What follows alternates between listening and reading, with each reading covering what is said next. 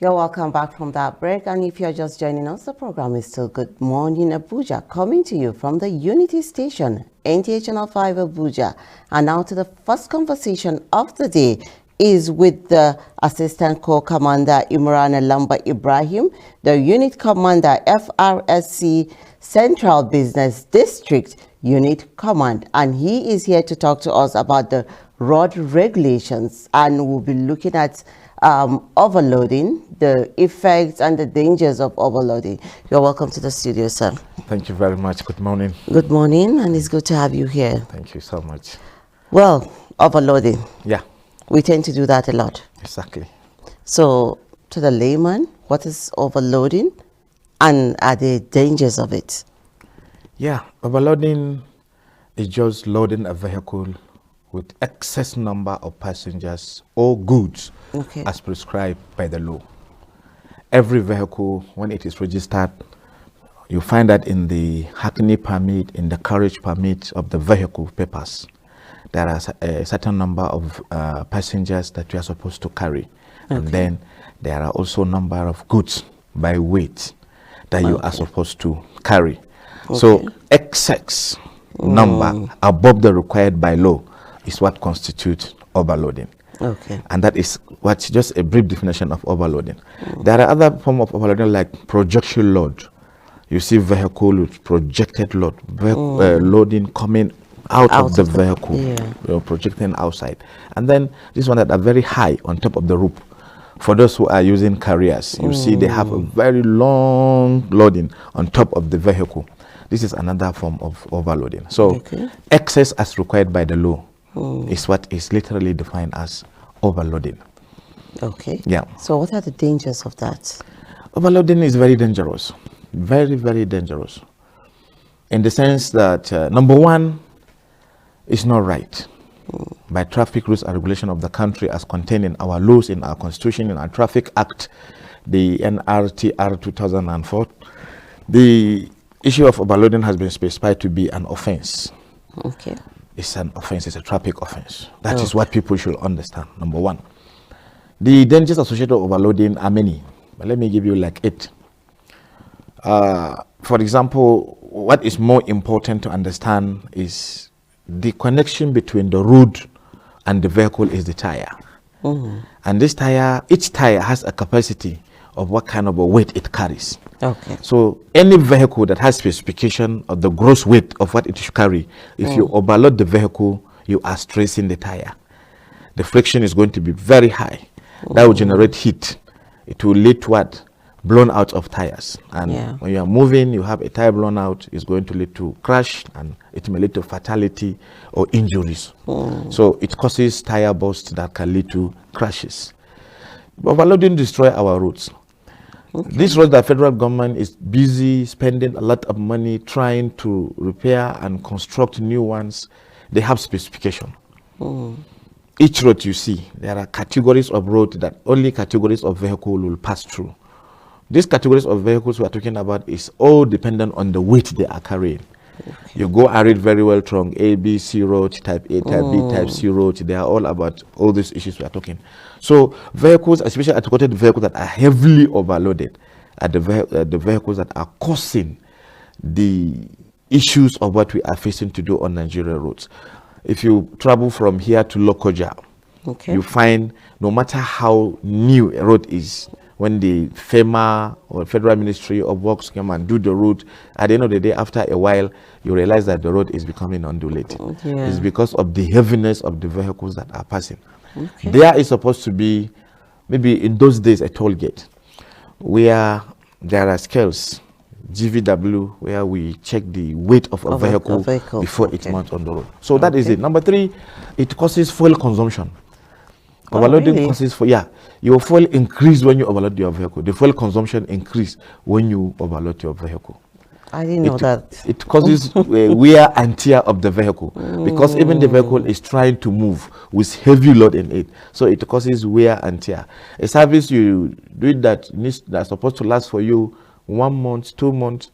If you are overloading your vehicle, it may last not up to 3 weeks. So it causes that. 3, it discomforts the passengers.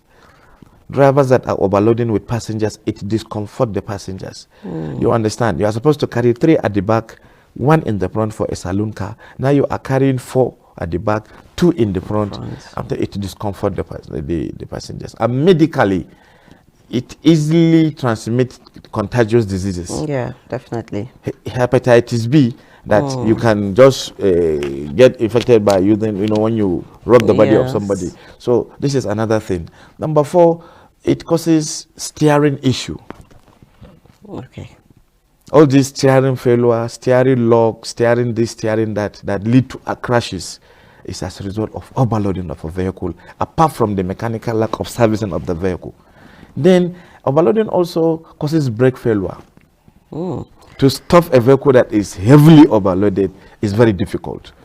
So there are so many dangers associated with overloading of vehicle. It has a lot. It has a lot. But then I'm sure a lot of people, somebody like me, I don't know that it takes a lot of consumption of the fuel. No, it increases. I just feel as you're packing just the goods and other things. Well, you made mention of it being an offense. Yeah.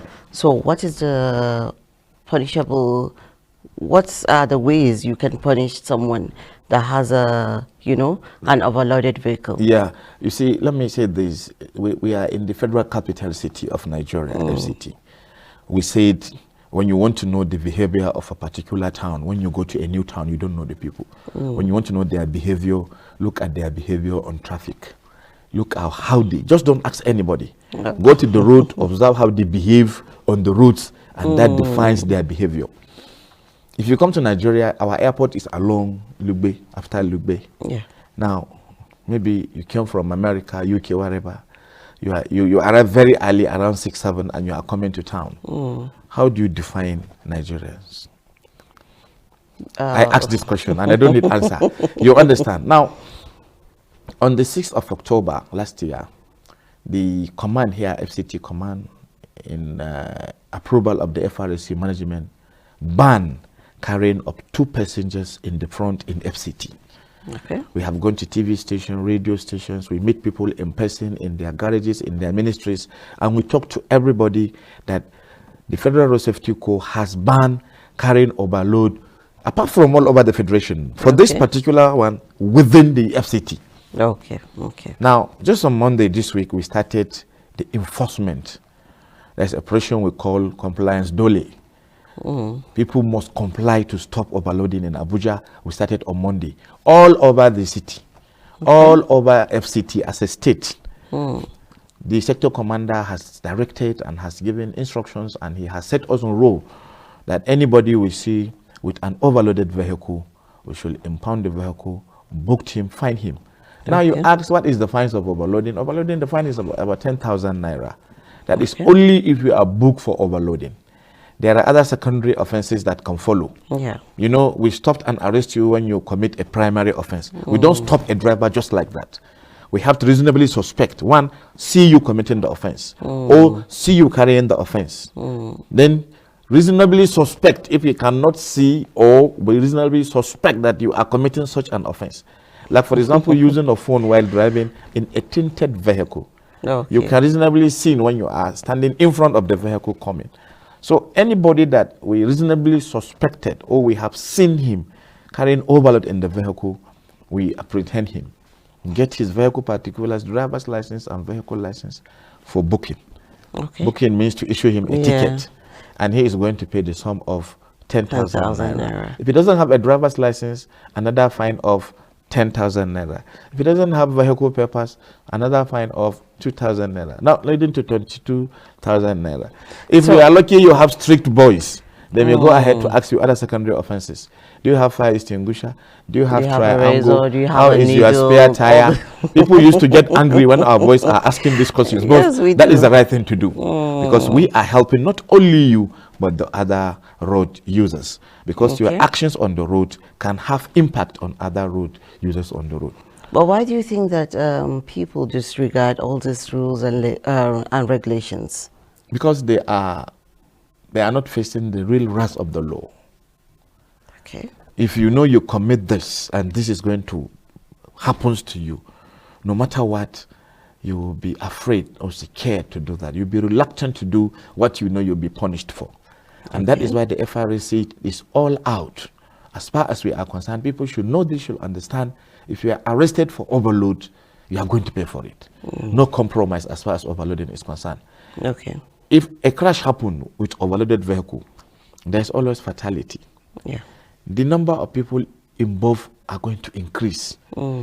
Injuries and what have you. So why should we allow people to be doing this? And that is why we are all out and we continue to arrest, prosecute, impound, book, fined until overloading is stopped as far as the city and other part of the country is concerned. Okay. Even though I know that the fine does not really, people, once I pay, I get back my documents and everything. Exactly. So you think there are other measures that can ensure this thing is being stopped? Like what I'm doing in CBD, I have a public enlightenment officer. So it's a department. There are a team there. Okay. So when we don't confiscate anybody that commit overloading offense. Okay. I don't confiscate driver's license or vehicle papers. I impound you to my base. Now, after impounding you, what I do, before we even do anything to you, like paying or fines or whatever, you go to the PE department, public education department. The officer, so that you'll be enlightened. The officer and his boys would keep you there for like 1 hour, 2 hours, reading highway code for you, telling you in fact, the dangers associated, the risks involved in overloading a vehicle.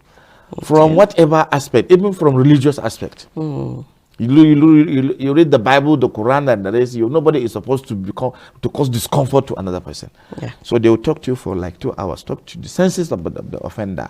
Then after that, you will now be issued with your ticket.